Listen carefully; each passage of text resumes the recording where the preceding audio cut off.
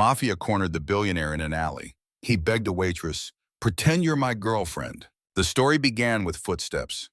3 sets of them, steady and unhurried behind Dominic Ashford as he ran through a narrow alley in the Lower East Side of Manhattan. His gray vest was torn at the shoulder. Blood ran from a cut above his left eyebrow. The alley was wet, dark, and as Dominic already knew, a dead end. He stopped at the brick wall, turned around. The 3 men stopped 10 paces back. The one in front pulled out a phone, tapped the screen, and held it up on speaker. "Dominic, son." The voice was warm, almost paternal. "7 years I've missed you. Return the drive. Come home. I'll forget everything." Victor Kaesler, the man who had raised him, the man who wanted him dead. Dominic didn't answer. His eyes moved to the left, a side door slightly open, yellow light leaking through the gap, the smell of old coffee. He pushed the door and stepped inside. Roz's all-night diner was exactly what it looked like. Plastic chairs, fluorescent lights, 3 slices of pie in a glass case that might have been there since Tuesday. An old man slept in the far booth. A young couple shared fries by the window. Frank Sinatra played quietly from a radio behind the register. Aura Voss was wiping down table 6 when the side door opened. She looked up and saw a man who didn't belong. Blood on his face, torn vest, but the shoes and the watch told a different story. Italian leather, Patek Philippe. This man wasn't from the Lower East Side. He walked straight to her, not to the counter, not to a booth, to her. "I'll explain later," he said low and steady. "But right now, please pretend to be my girlfriend. 30 seconds from now, someone is going to come through that door." Aura stared at him, then at the side door, then back at him. "Are you insane?" "Possibly, but if you don't help me, I'll die in your diner and you'll have to clean it up." Aura looked at him. She'd worked night shifts for 3 years. She dealt with drunks, creeps, men who thought a tip entitled them to her phone number. And one memorable evening, a man who'd pulled a knife over a burned pancake. This was a new territory, but the principle was the same. Assess the threat, make a decision, move. She set down her rag, stepped close to him, slid one arm around his waist, brought her other hand to his face, pressing a napkin against the cut, tilting her head like a woman tending to a clumsy boyfriend. "You owe me a tip," she said, "a very large one." The side door opened. 2 men stepped in, scanned the room. They saw Dominic sitting in a booth with a waitress, her hand on his cheek, the 2 of them looking like any couple in any diner on any night. The lead man stared, then nodded to the other. They walked out. Dominic exhaled. "They're gone," Aura said, pulling her hand away. "Now explain. Who are you?" "Someone in a lot of trouble." "I can see that, but I don't need your trouble. My shift ends at 2. Sorry." She turned and walked away. Dominic watched her go. For the first time in years, someone had looked at him without fear, without deference, without calculation. She'd looked at him like he was an inconvenience. He didn't know it yet, but that would change everything. Aura got home at 2:34 a.m., 4th floor walk up Harlem. The elevator had been broken since before she moved in. She opened the door quietly. Lily was asleep, 9 years old, curled on her side, arms around a stuffed bear so worn that one eye was missing. Aura had restitched the seams 4 times, always at 3 o'clock in the morning, because Lily wouldn't sleep without it. On the kitchen table, hospital bills. The cochlear implant surgery for Lily, $47,000. All savings after 3 years of double shifts, $6,200. She sat at the table and counted tonight's tips. $38. She put it in the glass jar on top of the refrigerator, the one with a label in Lily's handwriting. Lily's ears with heart drawn underneath. Aura looked at the bishara, then at Lily's door. She'd been doing this alone since she was 19, the day her mother died. And the social worker explained that Lily would enter foster care unless Aura took guardianship. She'd signed the papers before the woman finished talking.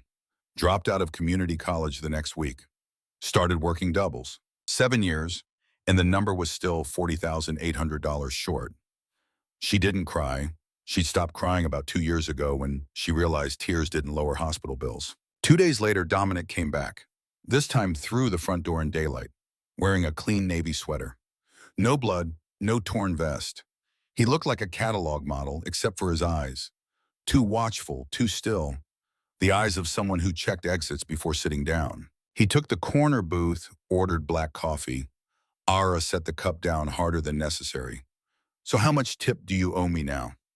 I have a proposition. Hear me out, then decide. He told her straight.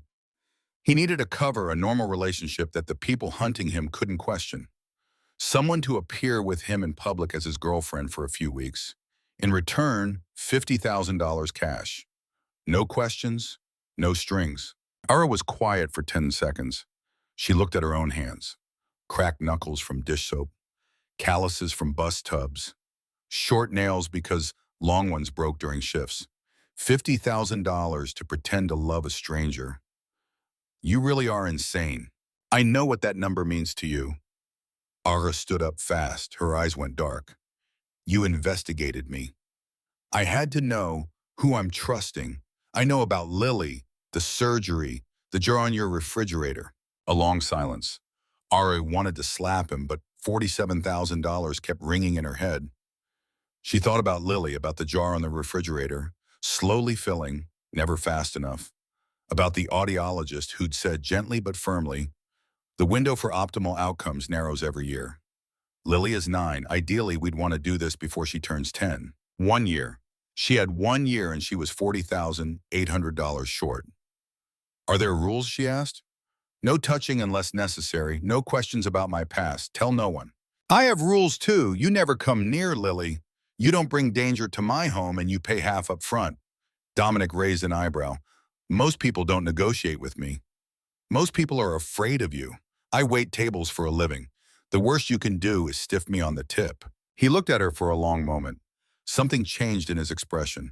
Not warmth, not amusement, but a kind of respect that recognized, because it was the same respect she gave to people who didn't flinch. The corner of his mouth moved. Not a smile, but the closest thing to one he'd managed in years. Deal. He placed a business card on the table. No name, just a phone number. Call this number if you need to reach me. Don't save it under anything recognizable. I'll save it under insane person, Nala said. She picked up the card. Dominic left a $100 bill under the coffee cup and walked out. Ara stood by the table holding the card. The $100 bill sat on the table like a dare. She picked it up, folded it, and put it in the jar next to her tip money. It was the first dollar she'd earned from Dominic Ashford. It wouldn't be the last. The first week unfolded like a film she hadn't auditioned for. Dominic took her to a charity dinner at the Pierre Hotel, Upper East Side. He'd sent a dress, black, simple, well-fitted, to the diner with a note. 7 p.m. car will be outside. No flowers, no flattery. The ballroom was everything Rosie's wasn't. Crystal chandeliers, champagne on silver trays, women in gowns that cost more than annual rent. She felt out of place but didn't show it. 10 years of waitressing had taught her to read a room and adapt in 30 seconds. A silver-haired businessman approached Dominic midway through the evening. Ashford, who's the lovely new companion? Before Dominic could speak, Ara smiled. We met at a coffee shop near my place. He ordered wrong and I had to fix it. He kept coming back after that. The table laughed. Dominic looked at her with something new in his eyes. Surprise, maybe, as if he'd forgotten what it felt like to be around someone who wasn't performing. Later on the balcony, Ara kicked off her heels. How do rich women walk in these all night? Most of them have drivers to carry them 20 feet to their car. Must be nice. I walk 40 blocks on a slow Tuesday. Dominic looked at her bare feet on the balcony of a 5-star hotel. Something shifted in his expression. Not pity, recognition. You did well in there, he said.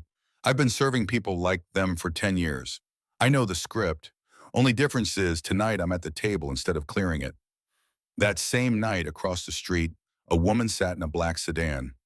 Nina Serova, mid-30s, sharp cheekbones, the kind of beauty that made you look twice and then look away. She photographed Dominic and Ara leaving the hotel together and sent the image to Chicago. Victor Kessler studied the photo in his penthouse 60 floors above Michigan Avenue. He smiled, but his eyes didn't. So Dominic has found a weakness. 3 days later, Ara's phone rang during her afternoon shift. It was Mrs. Ruth Okonkwo, the 68-year-old woman across the hall who watched Lily when Ara worked. Ruth, who braided Lily's hair on Saturday mornings and made jollof rice that Lily loved. Ruth's voice was shaking. Ara, 2 men in suits came to your door. They asked about you. I told them you were at work. They stood in the hallway 10 minutes before they left. Ara set down the coffee pot. Her hand was trembling. She called Dominic. The first time she'd initiated contact, her voice wasn't angry. It was afraid. And that was worse because Ara didn't do afraid. You said you wouldn't bring danger to my home. You broke the rule. Someone came for me. If they touch Lily, I will kill you before they get the chance. 3 seconds of silence. The longest pause Dominic had ever given anyone. Take Lily to 47 Lenox Avenue, singing Beaumisean M Avenue, St. Augustine's Church. Ask for Father Thomas. Give him my name. I'll be there in 20 minutes. Ara didn't understand why a billionaire knew a church in Harlem, but she had no other options. She grabbed Lily and went. St. Augustine's was a stone church on a quiet block. Father Thomas Brennan, early 60s, silver hair, kind eyes, met them at the door. He led Ara and Lily to a room behind the sanctuary, brought Lily crayons and paper, and waited. When Dominic arrived, Ara saw something she didn't expect. Father Thomas hugged him, not a polite greeting, but the tight hold of a man embracing someone he loved and had worried about. After Father Thomas took Lily to draw in the next room, Dominic sat in a wooden pew. For the first time, Ara saw him without armor. The posture, the control, the careful blankness, all gone. He looked exhausted. He told her, not everything but enough. He'd grown up in the foster system, 6 homes by the time he was 12. The kind of childhood where you learn to keep your bag packed and your expectations low. Victor Kessler adopted him at 14, gave him schools, suits, a name. For the first time in his life, someone chose him. Victor took by him to dinners, introduced him as my son, taught him to shake hands like he meant it, to look people in the eye, to walk into rooms like he owned them. He was the first person who ever said, I'm proud of you. Dominic said, I would have done anything for him, and I did. Victor's business was organized crime, money laundering, loan sharking, and eventually human trafficking. Dominic knew, he always knew, the late-night calls, the men with no last names, the cash that came in amounts no legitimate business produces. But looking away was easy when the alternative meant losing everything. The life, the name, the only person who'd ever chosen him. I told myself I was on the clean side of the business, and Dominic said, as if there's a clean side to a dirty house. Then one night, he watched Victor's men load young women into a van at a warehouse in Newark. One of them, a girl, 16 at most, looked at Dominic through the window. Please, she said in Spanish, please help me. Dominic stood still. He watched the van drive away. He did nothing. That was the moment, Dominic said quietly, eyes on the church floor. Not because I was brave, because I was a coward, and I knew it.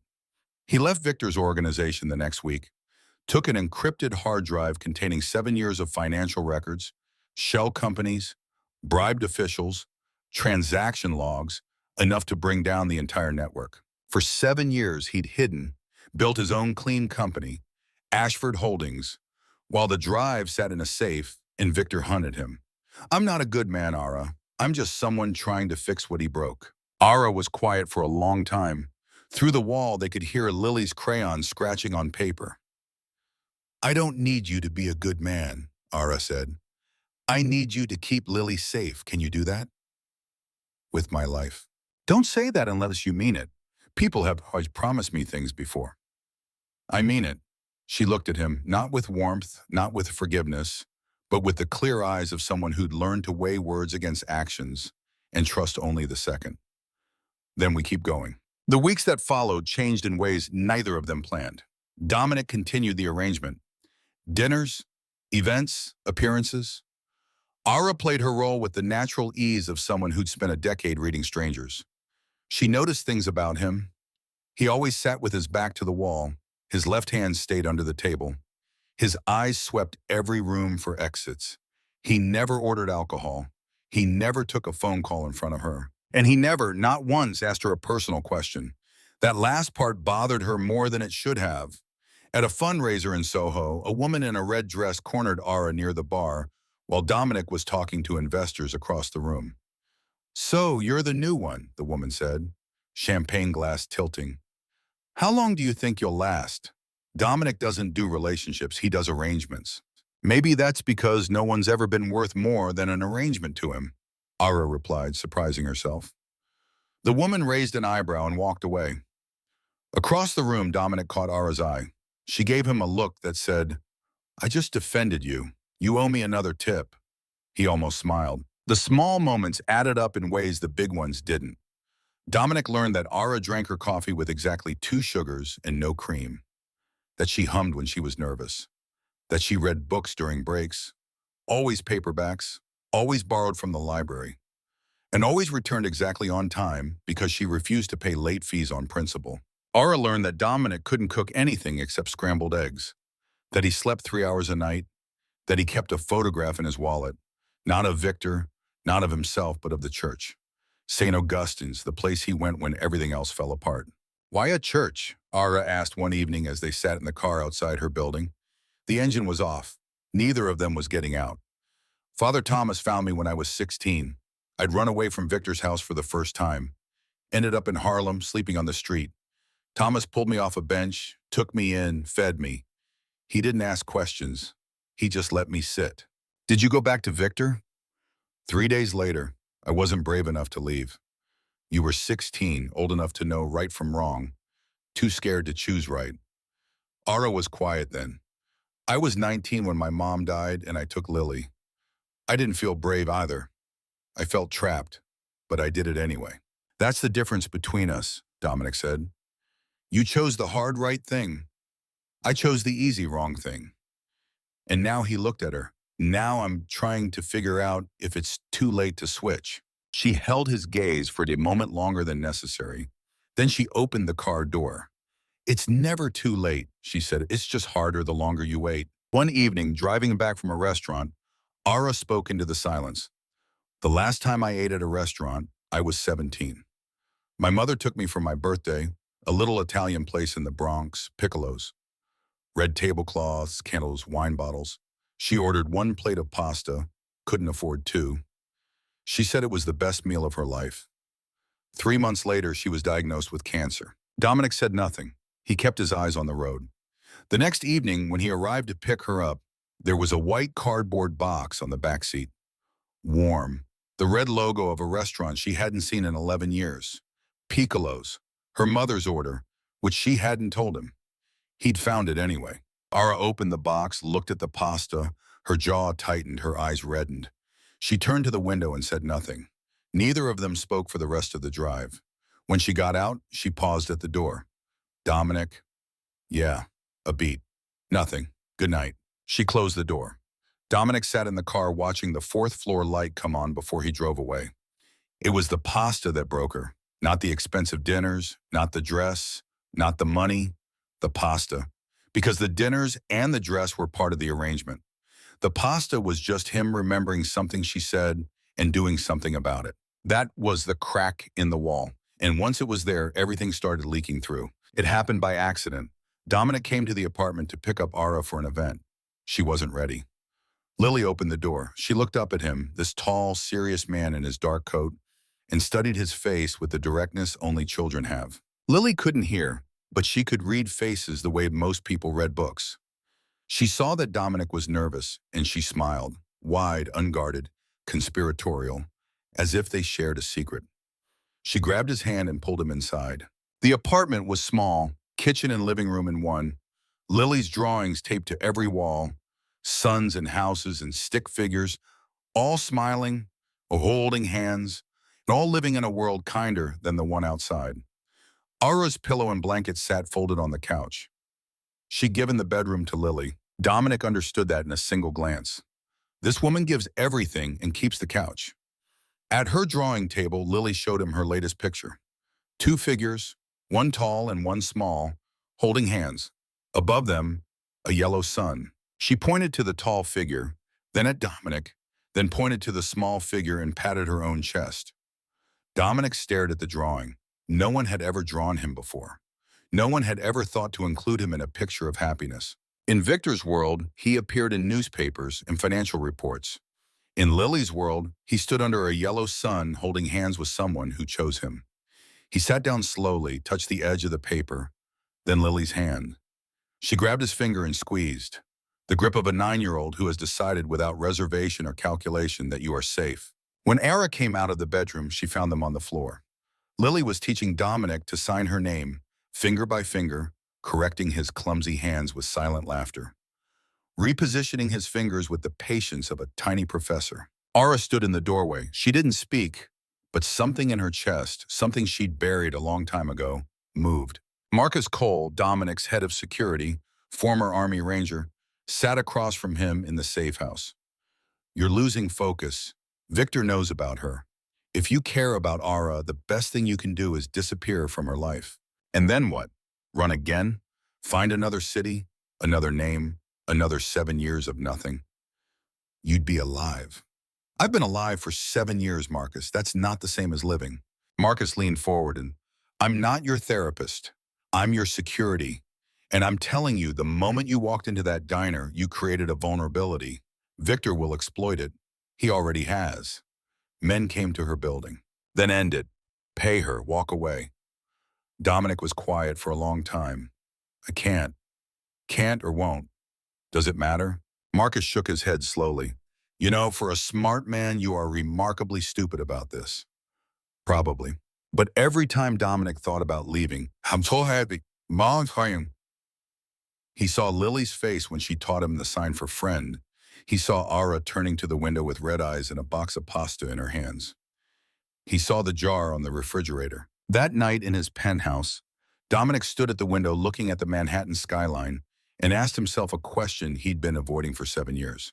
Was he keeping the hard drive for justice or for revenge, or because it was the only thing that made him feel powerful against the man who'd made him? The answer wasn't comfortable. None of the real answers were. Ara began thinking about Dominic at times she shouldn't, while washing dishes, while braiding Lily's hair, while counting tips at the end of her shift.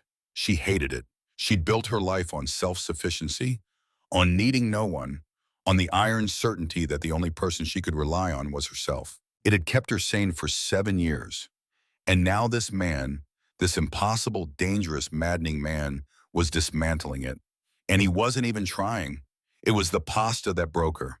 Not the expensive dinners, not the dress, not the money, the pasta. Because the dinners and the dress were part of the arrangement. The pasta was just him remembering something she said and doing something about it. That was the crack in the wall. And once it was there, everything started leaking through. One night, signing with Lily before bed, Lily signed, "Do you like Dominic?" Ara signed back, "No, he's a coworker." Lily tilted her head, the look children give when they know you're lying. Then she signed, "He looks at you the way Mom used to look at Dad, like you're the most important thing in the room." Ara didn't sign anything else. She turned off the light, lay in the dark on her couch, and for the first time in years allowed herself to think, what if this isn't pretend? Victor sent Nina to New York with clear orders. Get the hard drive by any means. Nina Sarova arrived on a Tuesday morning. She checked into a hotel in Midtown, unpacked a single bag, and stood at the window, looking down at the city with the flat, assessing gaze of someone who had learned long ago that every place is temporary and every person is a means to an end. She started at Rosie's, came as a customer. Coffee, generous tips, friendly conversation. New to the neighborhood, she told Ara. Moved from Chicago. Don't know anyone yet. Ara recommended a laundromat and a good bodega. Within a week, Nina was a regular. Ara liked her. Nina was easy to talk to, asked good questions, listened like she meant it. The tips alone would have earned Ara's goodwill. But it was more than that. Nina had a quietness about her that felt genuine. It wasn't genuine, but it felt that way, which was the whole point. Nina was more than Victor's weapon. She was his product. At 16, she'd been trafficked from Vladivostok to Detroit. 3 years in a basement. 3 years of things she'd locked in a room inside her mind and never opened. Then Victor found her. Or rather, Victor's men found her during a territorial dispute with a rival operation.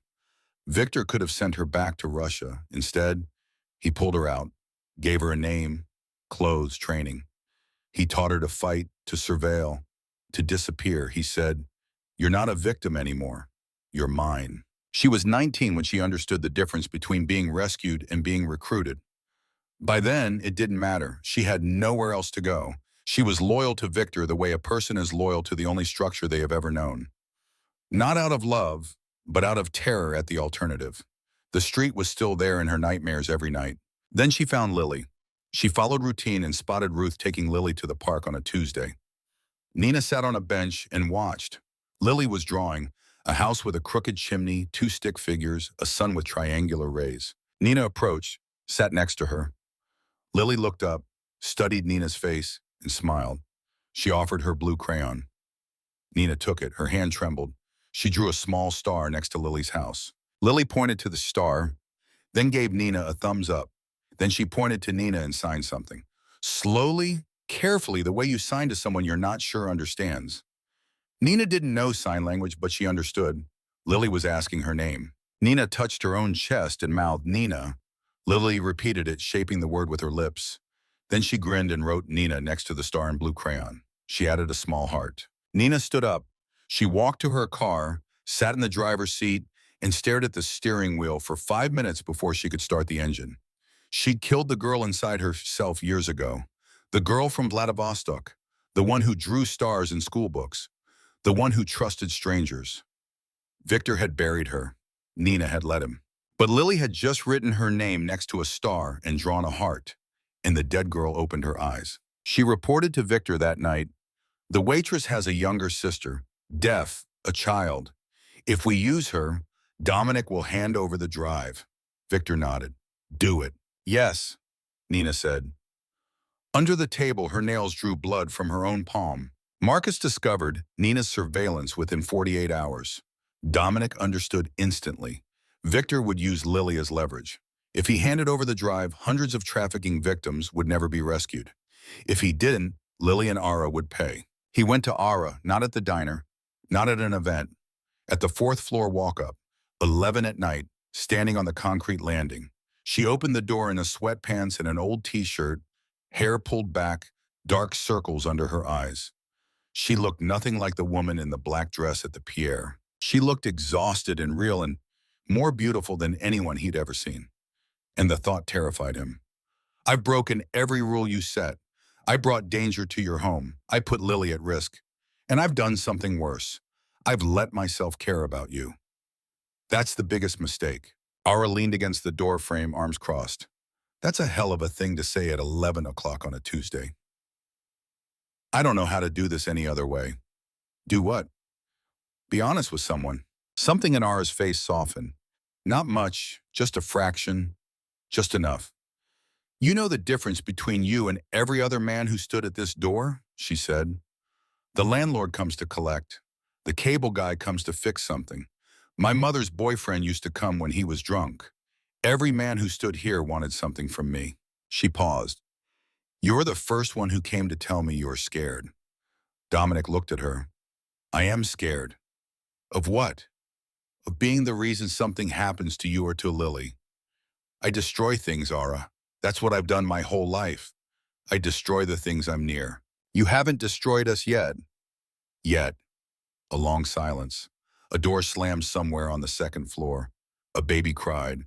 The building lived and breathed around them. Then Ara spoke, barely above a whisper, the first time Dominic had ever heard her speak quietly. "Then don't leave. Stay and learn." Dominic looked at her. He wanted to say 100 things. He only nodded. That night, he sat on the concrete floor outside her door, guarding.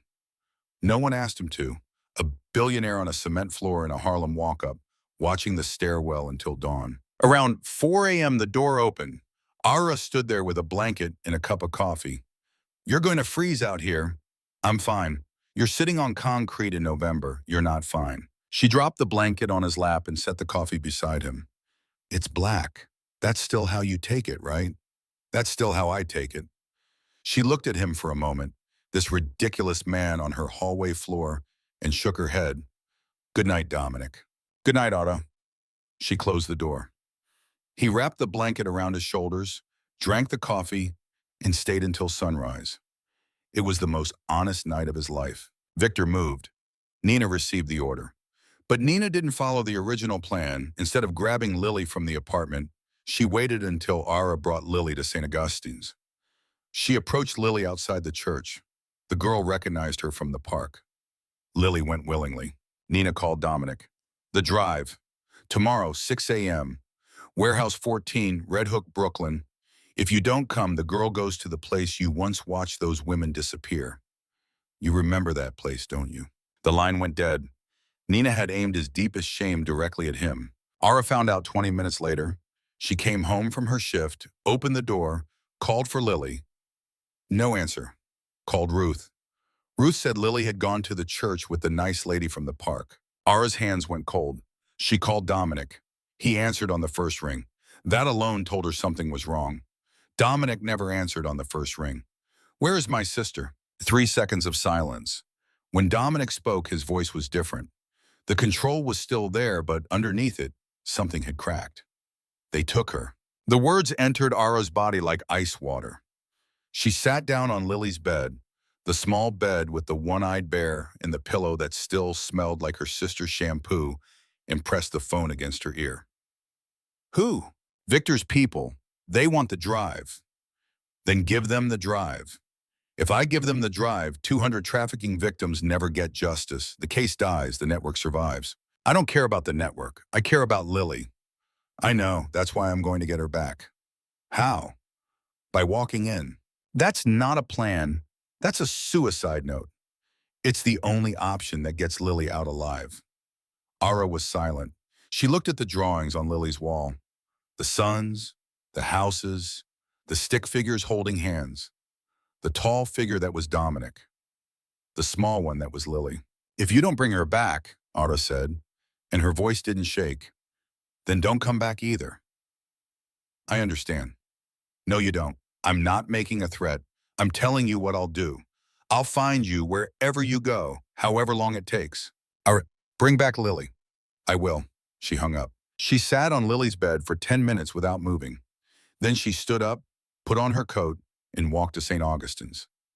If Dominic was walking into that warehouse, she was going to be outside it. 5:30 a.m. Red Hook Pier, fog off the East River, Warehouse 14, the same building Victor had used as a transit point for trafficking years ago. Dominic entered alone. Marcus had fitted him with a recording device. Father Thomas had contacted the FBI's New York field office with a portion of the drive's data, but the FBI needed direct evidence. That meant Dominic had to go in. Inside, Victor sat in a wooden chair at the center of the space. Black overcoat, silver cane, 4 bodyguards around him. Calm as a man at a garden party. Nina stood near a back door. Beside her on a chair, Lily, wrists loosely tied. Nina had made sure the binding wouldn't hurt. Lily saw Dominic. She raised her bound hands and signed one word, friend. Something inside Dominic. The last wall built across 7 years of isolation and control collapsed. Victor smiled. Son, give by the drive. We'll forget everything. Like the old days. Like the old days, Dominic's voice was steady. When you shipped 16-year-old girls across borders. When you taught me that power means never caring about anyone. I believed you for 10 years. He paused. But a 9-year-old who can't say a single word taught me more in 10 minutes than you did in a decade. Victor's smile faded. He stood slowly, leaning on his cane. I gave you everything. A name, a future, and this is how you repay me. You gave me a leash and called it a future. I'm giving it back. You think you're better than me now? Victor stepped closer. You think because you found some waitress and her deaf sister, you've changed. You stood in that warehouse in Newark. Dominic, you watched. You said nothing. That man is still inside you. He will always be inside you. The words hit like a fist because they were partly true. Dominic swallowed. You're right, he's still inside me, but tonight I'm choosing which one speaks. Victor studied him, then his voice went quiet. The dangerous quiet, the kind that came before orders were given. Last chance, son. Give me the drive, or I make a call, and that little girl disappears the same way those women did. Lily, sitting in the chair, couldn't hear any of it, but she could see. She saw Dominic's jaw tighten. She saw the guards shift. She saw Victor's face change from warm to cold, the way adults' faces change when they stop pretending. And she saw Dominic look at her, not with fear, not with pity, with a promise. You're right, I was weak. Dominic's voice didn't waver. But tonight I'm standing still. Not because I'm strong, but because someone needs me to. Dominic threw the hard drive onto the floor. Victor gestured to a guard, then Dominic looked at Nina, not with words, just a look, the kind that carries an entire conversation. I know who you were. I know what he did to you. I know you've already decided. Nina held his gaze. She looked at Lily, at Victor. She opened the back door, the one she'd left unlocked. Marcus came through first, followed by FBI agents. The warehouse erupted in shouted commands. In the chaos, Nina cut Lily's bindings, carried her out the back, and placed her in Ara's arms. Ara held her so tight the girl squirmed. Neither let go. Victor looked at Nina across the chaos. You two? Nina met his eyes for the first time in 15 years, without looking down. I didn't betray you, I just finally betrayed the right person. Victor Kessler was arrested with his inner circle. The drive's data, the copy Dominic had given Father Thomas weeks earlier, became the cornerstone of a federal case. The network was dismantled across 3 states. 23 victims were recovered. 14 of them were under 21. The girl from the Newark warehouse, the one who'd said please in Spanish, was not among them. She was never found. Dominic would carry that for the rest of his life. Some debts don't get paid off. You just learn to carry them differently. Dominic cooperated fully. His lawyer said he could avoid prosecution entirely. Dominic refused. I want the jury to hear everything. How long I stayed silent, what I saw, what I didn't do. If they decide I should pay, I'll pay. The prosecutor looked at him for a long time. In 20 years, you're the first cooperating witness who's asked me to make the case harder. It shouldn't be easy. It wasn't easy for the people I failed. He received 3 years probation and 2,000 hours of community service. He didn't appeal. He didn't complain. He showed up to every check-in, every hearing, every requirement. On time, every time. The same discipline he'd once given to Victor's empire, he now gave to his own accountability. 2 weeks after the arrest, Rosie's Diner, same fluorescent lights, same red chairs, same Sinatra on the radio. Dominic sat at the corner booth, the same booth where he'd sat the first time he came back, clean and unbloodied, to propose a deal that sounded insane. The same booth where Ara had set his coffee down too hard, and he'd known in that instant that she was the most honest person he'd ever met. Ara came to his table, black coffee. She set the cup down gently this time. The difference wasn't lost on either of them. Our arrangement is over. Dominic said, you don't owe me anything. You never paid me the second half. I'll transfer it tonight. I don't want it. She said it simply, without drama. I took the deal because Lily needed surgery. She's getting it through the foundation. I don't need your money anymore. Dominic looked at her. Then we're even. We were never even. You almost got my sister killed.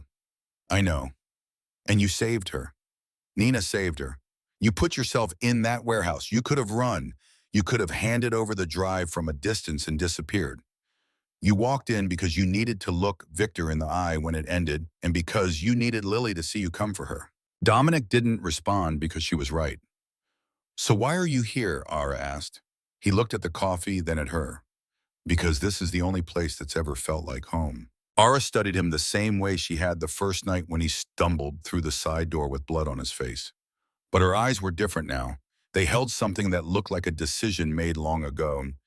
Then sit down. We close at 2. You've got time. 6 months later, Dominic sold the penthouse.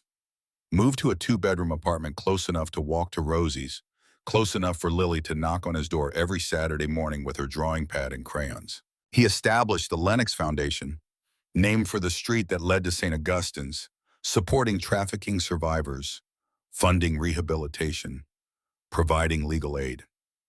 His community service was at St. Augustine's itself, painting walls, fixing the roof, teaching financial literacy on Wednesday evenings to teenagers from the neighborhood. Father Thomas watched him work one afternoon. Dominic on a ladder, paint roller in hand, white specks on his forearms, and said, when I pulled you off that bench 20 years ago, I didn't think you'd end up painting my walls. Better than the alternative. Which alternative? The bench or the penthouse? Dominic considered both. The teenagers were skeptical at first. A rich guy in a church basement talking about savings accounts. Most of them had parents working 2 jobs who still couldn't make rent. But Dominic didn't talk down to them. He talked like someone who'd been where they were because he had. He told them about foster care, about easy money, about the price of shortcuts. He didn't preach. He just told the truth. One Wednesday, a 16-year-old named Javier stayed after class. You really went to prison? Probation, not prison. What's the difference? Prison means someone else decided you pay.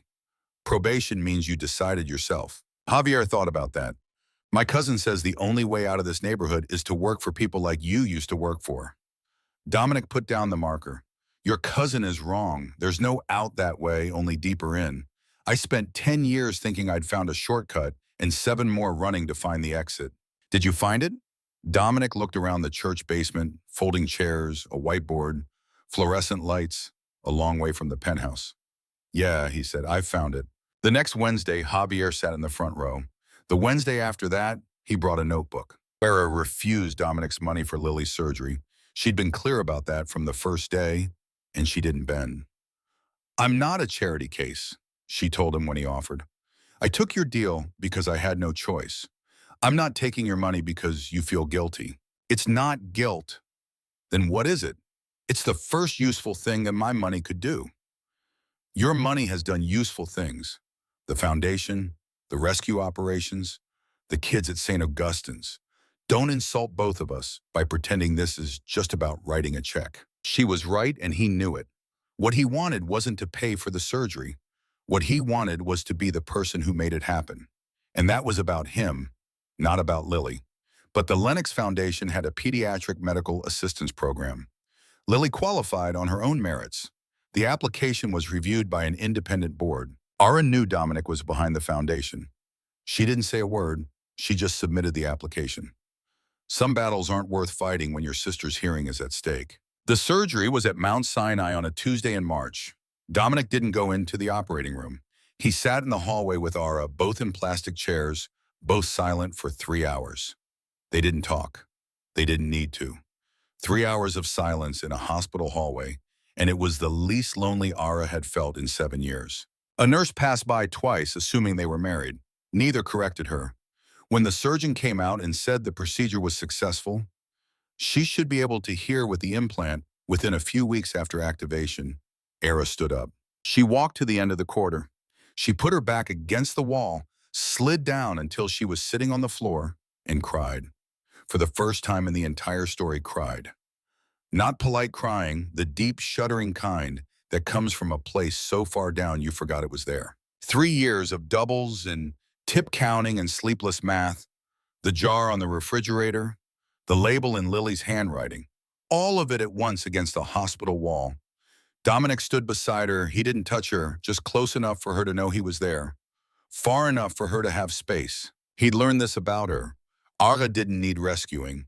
She needed company. There was a difference. Ara wiped her eyes, looked at him. You know something? You still owe me that tip. Dominic laughed. Not a half smile, not a controlled expression. A real laugh, full and startled and slightly rusty, like a door opening for the first time in years. 3 months after surgery, Sunday morning, Rosie's sunlight came through the front windows, the kind that only appears in New York in early spring when the angle is right and the city looks temporarily forgiven. Lily sat at the corner booth, Dominic's booth, now hers too. She wore her cochlear implant processor, and everything was still miraculous. The buzz of the fridge, the scrape of a spatula, the bell above the door. Yesterday, she'd heard rain for the first time and stood at the window for 20 minutes listening to what she later signed to Ara was the sky talking. Ara was behind the counter. She still worked at Rosie's. Dominic had offered her anything, a business, school, whatever she wanted.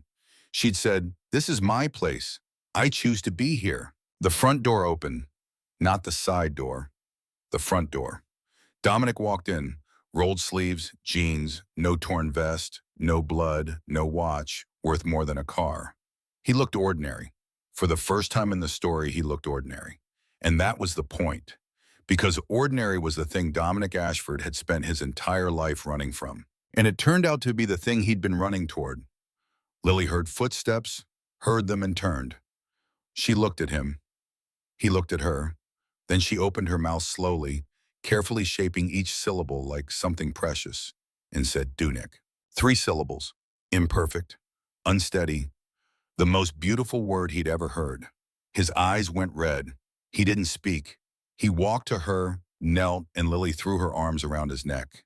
He held her the way he wished someone had held him when he was her age, the way he'd spent a lifetime pretending he didn't need. Ara stood behind the counter, coffee pot in hand. She watched them. The man who'd come from darkness, the girl who'd lived in silence, holding each other in the morning light of a diner that smelled like burned coffee and new beginnings. She smiled, the softest smile she'd ever had. And outside the window, the city went on. Cabs and trucks and 8 million people going somewhere.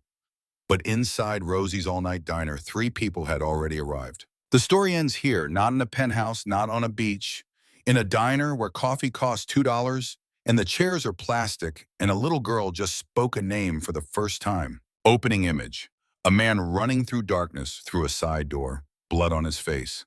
Closing image, a man walking in daylight through the front door, nothing left to run from. 6 months later, Father Thomas received an unsigned letter from Portland, Oregon. Inside, a pencil drawing of a little girl on a park bench. He showed it to Lily. She studied it, then signed to Ara. She draws better than me. No one knew where Nina went, but every month the Lennox Foundation received an anonymous donation, always $47. The cost of Lily's surgery divided by 1,000. Nina's way of saying, I remember. I'm trying, I don't know who I am yet, but I know who I don't want to be anymore.